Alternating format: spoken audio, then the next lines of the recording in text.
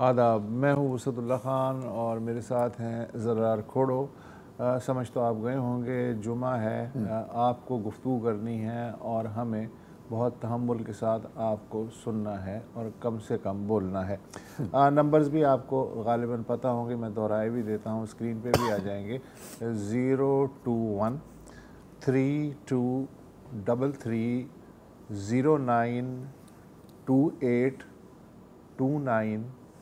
09282930।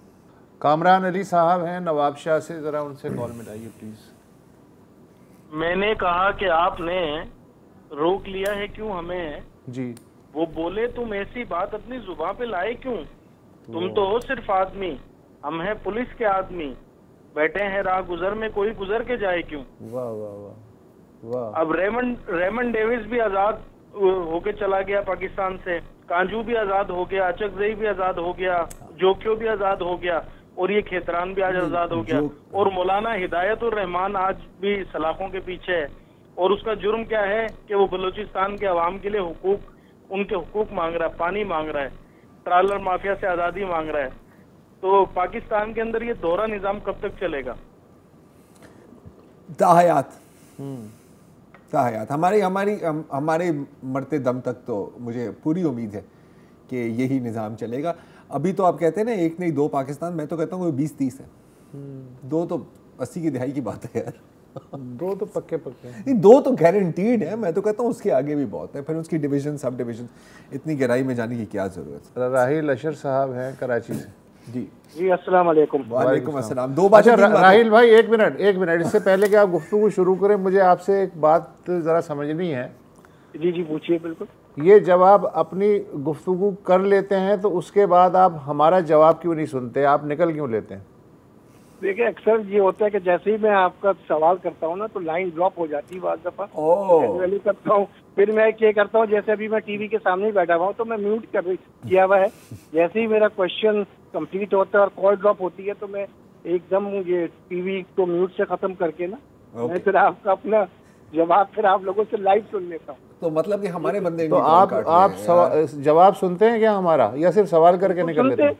नहीं निकलता नहीं, सुनता हूँ। मैं आपको बताऊँ वसतुल्लाह साहब, 2018 दिसंबर से अच्छा मैंने अपने लैपटॉप में एक अपना वो बनाया। ठीक है, बस ये मेरे दिल में खलिश थी तो मैंने कहा मैं आपसे जरा क्लियर कर लूँ। हाँ, अब आप फरमाइए, इसमें डिबेट करते हैं, आज क्या कहना चाह रहे हैं आप? जी देखिए, आज मैं कहना चाह रहा जो आजकल मुल्क के हालात है ना, देखिए मैं मौजूदा जो आपने कहा कैमरा की पाबंदी, उस पर तो हमें भी एहसास है, पर देखिए अब जो बयानात आने शुरू हो गए हैं कि पहले जो बाजवा साहब ने कुछ बयान दिए, पहले मुख्तलिफ उन लोगों को इंटरव्यूज दिए, फिर हमारे साबका चीफ जस्टिस साहब ने दिए, फिर फैज हमीद ने दिए। तो देखिए इसके ऊपर एक है कि मैं उनकी बात करता हूँ, आपको याद होगा शायद खान अब्बासी काफी अर्से से कहते हैं ट्रुथ कमीशन बनाए, और ट्रुथ कमीशन बहुत पीछे ना लेके जाएं, 2011 से लेके जाएं। जावेद शुजा पाशा हैं, सईदुल इस्लाम, राहिल शरीफ, मौजूदा जो रिटायर्ड जजेज हैं वो, प्लस जो आर्मी से रिटायर हो गए हमारे एस्टेब्लिशमेंट के, उनको एक दफा ला के सबका पूरा जो है वो एक ही दफा सबके अवाम के सामने ले आए। एक दिन एक बयान देता है, फिर उसके मुकाबले में हमारे जो सियासतदान है वो फिर उनका जिद्दी अबाबात शुरू हो जाते हैं, फिर वो किसी और के चैनल के थ्रू या किसी एंकर के थ्रू बुला के कॉल करके उनको कहते हैं जी ये जवाब है। तो ये इस तरह का क्यों? एक दफा एक ट्रुथ कमीशन बन जाए पाकिस्तान में, 15 साल पुराना, 2011 से स्टार्ट करें, सबको उसमें बुलाएं और सबका एक दफा कहें कि आप खुल के बयान दे दें कि आपके ऊपर जो इल्जाम है वो ठीक है नहीं है, या आपने किया नहीं किया, ताकि ये जो हमारे मुल्क में इस वक्त जो चूहे बिल्ली का खेल चल रहा है ना, फलाने बयान दे दिया, फिर वो उसके खिलाफ मरियम आ गई, फिर उन्होंने बयान दे दिया तो जी इमरान साहब आ गए। और आखिरी एक बात, इमरान साहब की बात पे एक शेर बन गया है, उस पर बात खत्म करूंगा जी। नए चीफ से मिलना चाहता हूँ, पुराने चीफ का कोर्ट मार्शल चाहता हूँ, नादान आदमी हूँ, यही चाहता हूँ। बहुत शुक्रिया जी, अस्सलाम वालेकुम। ठीक है, ये शेर था। अच्छा अल्लाह मीन आपके सामने नहीं होगा, मुझे जैसे जाहिल को तो समझ में आ रही है, लेकिन ये ट्रूथ कमीशन की आई लाइक इट। मैं प्रैक्टिकलिटी में बात ही नहीं कर रहा, मुझे पता ही नहीं होने वाली, कॉन्सेप्ट अच्छा है यार। अच्छा, और सच बोलेंगे? कौन सच बोलेंगे? नहीं, मेरा ख्याल है कि कुछ थोड़ी बहुत आपको इम्यूनिटी तो देनी होगी। यानी देखिए इन प्रिंसिपल अच्छा आइडिया यार, अब आप सिनिकल बातें शुरू कर देंगे यहाँ पे। यहाँ मंडेला सच है, यहाँ मंडेला कौन है? हाँ, फिर ऐसा ही कुछ करना है, देखे ना, ऐसे ना किया करें। अगला कॉलर कौन है? शरीफुल्लाह साहब थे, सॉरी नाम नहीं उसने। सॉरी, शरीफुल्लाह साहब लकी मरवत से। अस्सलाम वालेकुम सर। वालेकुम सलाम। वालेकुम सलाम। अल्हम्दुलिल्लाह सर। सर बात यह है, जो डॉक्टर साहब डॉलर ला रहे हैं उसका गरीब को क्या फर्क पड़ रहा है? गरीब तो और कितना जा रहा है। क्या आटे चीज? की कीमत देखें, घी की कीमत देखें, चीनी की देखें, सर कहाँ पर पहुंच गए रेट। इस डॉलर का गरीब को क्या फायदा हो रहा है? हो रहे तो फिर ये बात साथ ले जाएंगे। मियाँ साहब बाहर बैठे, हुकूमत अब यहाँ पर इनकी है, क्यों वापस नहीं आ रहे हैं? कोई मसला फैलता भी तो मियाँ साहब बाहर बैठे हैं, हुकूमत इनकी अपनी, अभी क्यों वापस नहीं? अगर वो साफ है, ये कहते कि हम साफ हैं, अगर बंदे में काला न हो फिर वापस क्यों नहीं आ रहे हैं? आ जाना चाहिए, मैं तो कहता हूँ। मैं भी सर यही कह रहा हूँ। अच्छा, इन्होंने सर ये लगाया फलाने को फांसी चलाओ, फलाने को ये करो, ये तमाशा कब तक मुंह के साथ लगा रहेगा? हमेशा। अरे कहते हैं मैं साफ हूँ, अगला बंदा जो है ना गन में लिपटा हुआ है। ऐसा ही है। अभी साफ हम कहाँ से इम्पोर्ट करके लाए सर? इम्पोर्ट 2 आए थे, वो अपने इलेक्शन करा के अपना टर्नओवर पूरा करके वापस चले गए। अभी तक दोबारा पाकिस्तान वो नहीं आए। दोनों वज़ीर आज़म साहिबान चले गए, बच गए पाकिस्तान, अपना टाइम पूरा कर दिया सर। ठीक है। अभी सर क्या हो? ठीक है सर। अच्छा, तारिक अहमद साहब हैं झेलम से। अस्सलाम वालेकुम। वालेकुम अस्सलाम। वसतल्ला साहब, क्या हाल है? खैरियत है? मैं ठीक हूँ। आपको मैं काफ़ी अरसे से देखता हूँ, लेकिन आपका तजर्बे का हिसाब से बताएं कि जी अगले इलेक्शन में अगर ये तीनों पार्टियां जीत गई तो फिर जो है ना हुकूमत किसकी आएगी? अगर तीनों पार्टियां, अगर इसी तरह जो है ना मिला जुला आया रद्द-ए-अमल, तो उसके बाद फिर रिजल्ट क्या होगा? फिर सड़कों पे या सियासत होगी? तीनों पार्टियां जीत गई मतलब पीपल्स पार्टी, नून लीग और पीटीआई मिला जुला आ गया। हाँ। रिजल्ट मतलब कह रहे हैं अगर हंग पार्लियामेंट आ गई, हंग पार्लियामेंट आ गई तो फिर क्या होगा? वो तो उसी वक्त होगा जो जिसकी जितनी सीटें होंगी उस हिसाब से जोड़ तोड़ होगा। आपको पता ही है ये बात। नहीं, इनका मेरे ख्याल है कि पूछने का मकसद तारिक साहब शायद आप ये कहना चाह रहे हैं कि अगर तीनों पार्टी के बराबर ही आती हैं और वही एक अजीब किस्म की कोalition कमज़ोर हुकूमत बनती है तो क्या ये कबूल होगी सियासी जमातों को? क्या धरने दोबारा शुरू होंगे? आप यही कहना चाह रहे हैं मेरा ख्याल है। जी जी जी, यही क्या बताए ना। तो सर वही होगा जो अभी तक हो रहा है। अब और क्या कह सकता हूँ इसके ऊपर सर? फिर दोबारा वो सांप और सीढ़ी का खेल है। फिर दोबारा वही होगा, दोबारा वही होगा। फिर हर दूसरे हफ्ते आप सुनेंगे कि एक कोalition पार्टनर रूठ गया है, फिर उनके आप मरकज जा रहे होंगे, मिन्नतें कर रहे होंगे, पैर दबा रहे होंगे कि सर हमें छोड़ के मत जाएं आप, हमारी हुकूमत टूट जाएगी, और काम वाम होगा नहीं। ऐसा ही है, ये भी होगा। और सज्जाद अशरफ साहब हैं एबटाबाद से। जी सज्जाद साहब। वालेकुम अस्सलाम। कैसे हैं खोड़ो साहब? ठीक है, बिल्कुल खैरियत सर। बड़ा अच्छा प्रोग्राम आपका जा रहा है, बड़े अच्छे टॉपिक्स उस पर डिस्कस होते हैं और बहुत सारी चीज़ें ऐसी हैं कि जो डिस्कस की जा सकती हैं। मैं एक एलिमेंट को लूँगा, बताएं, which is जुडिशरी। और सॉरी दोबारा बोले। एक एलिमेंट को लाएंगे जो क्या है? एक एलिमेंट को मैं डिस्कस करूंगा, हाँ, जो कि जुडिशरी है हमारी सोसाइटी में, हमारे रियासत में। जी, मुझे अपना पंजाब यूनिवर्सिटी का वो जमाना याद है कि जब एक हेलो जी पंजाब यूनिवर्सिटी सुनते रहे, अब आप बोलते रहिए। जी बोलते रहिए सर। हाँ जी, तो उसमें जस्टिस कार्नेलियस का एक इंटरव्यू उस वक्त मैंने अखबार में पढ़ा। जस्टिस कार्नेलियस से किसी ने पूछा कि जी आप ये बताएं कि आजकल के जजेस के बारे में आपकी क्या राय है? तो उन्होंने कहा जी यार मुझे तो पता ही नहीं है आजकल जजेस कौन कौन से हैं, नाम ले जरा। तो उन्होंने नाम लिए, फलां भट्टी, फलां टोहाना, फलां ये। तो उन्होंने बड़ा प्यारा और खूबसूरत जवाब दिया कि यार इस तरह के नाम तो हमारे जमाने में FIR में हुआ करते थे। And this is what is happening in our country even today. मैं आपको अपनी एक पर्सनल एग्जांपल देता हूँ। मेरा एक केस था इस्लामाबाद हाई कोर्ट में, एक रिट पिटीशन मैंने दायर की हुई थी गवर्नमेंट के खिलाफ, and it has taken more than a year.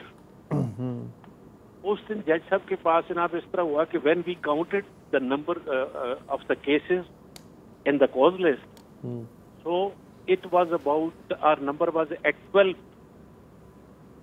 Ji went from Abbottabad to Islamabad. We reached there in Islamabad High Court.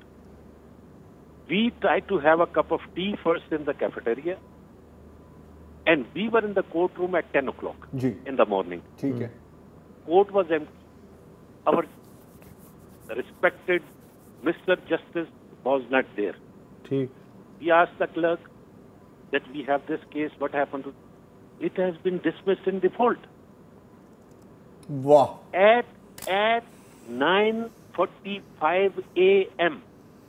ठीक ठीक हो गया जी. ठीक है ठीक Whereas जो स्पेशल क्लास है हमारी सोसाइटी की, the privileged class, Imran Khan साहब सुबह 9 बजे नहीं आते हैं, यार 10 बजे आ जाएं, यार 12 बजे बुला लें, यार 2 बजे बुला लें, यार 4 बजे बुला लें, वो सब करके रात को 9 बजे कोर्ट फरमाती है कि जी ठीक है जनाब आप आ गए. यार what you people are expecting from the general population in this country? They are not only deprived, they are being killed. This country is not for me or not for you. This country is for that class जो कि rule करती है हम पे. ऐसा ही है sir, ऐसा ही है सर. And in presence. वाह And मेरा जो सबसे बड़ा गिला है वो हमारे सो कॉल्ड जो इंटेलेक्चुअल्स हैं उन पे है. हमारे सो कॉल्ड जर्नलिस्ट आप जैसे जो बैठे हुए हैं उन पे है. हम लोग इस पे सिर्फ बात करते हैं. We don't do anything else. वो जनाब एक कोई बंदा आ जाएगा फ्रॉम एनी अननोन आइडेंटिटी, वो कुछ कर देगा. वो बेचारा बैठा हुआ रोता रहे ना जी. वो क्या नाम है उसका, सदीकी साहब जी, वो इस्लामाबाद हाई कोर्ट काजी वाले. फायजी था शौकत सिद्दीकी. क्या करता रहे.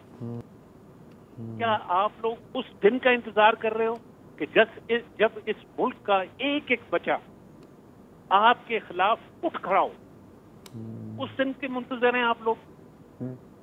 ये गवर्नमेंट ये शहजादे हैं सारे. ये शहजादों की एक नस्ल है. जो एक शहजादा निकलता है दूसरा शहजादा आ जाता है. What they have done for the people of Pakistan, what they have done for the state of Pakistan, वहां सिवाय इसके कि इसको पहले आपने ज्योग्राफिकली इसको तोड़ा, फिर आपने इसे इकोनॉमिकली वीक किया. ठीक है ठीक है. आज आपने इकोनॉमिकली इसको तोड़ के रख दिया. तोड़ के रख दिया. बिल्कुल सजाद साहब, आई एम सॉरी, हमें एक वक्फा है. मैं एक समरी दूंगा. ये वतन तुम्हारा है, हमें खामखा इसमें अगर एलीट की बात करें. We have to go on breaking news जी. वेलकम बैक जी. डॉक्टर सईद अख्तर साहब हैं कराची से. अस्सलाम वालेकुम डॉक्टर साहब. देखिए, मैं डॉक्टर सईद अख्तर बात कर रहा हूँ. जी. KMC retired employees action committee का कन्वीनर हूँ. जी जी ठीक है. मैं आपकी तो सबसे पहले आपका प्रोग्राम बहुत शौक से सुनता हूँ. खुसूसी तौर पर इंसानी हुकूक के मसले पे जो कोई भी चैनल हो वो उस टॉपिक को नहीं उठाता है, वो आप ओपनली डिस्कस करते हैं. इसके लिए हम आपके बहुत शुक्रगुजार. बहुत मेहरबानी सर. मैं हेलो. रिटायर्ड मुलाजमीन जो 2016 से आज तक जो रिटायर हुए हैं उनकी तादाद हजारों में है. उनके पोस्ट रिटायरमेंट ड्यूज 8 अरब 70 करोड़ हो चुकी है. 8 अरब 70 करोड़.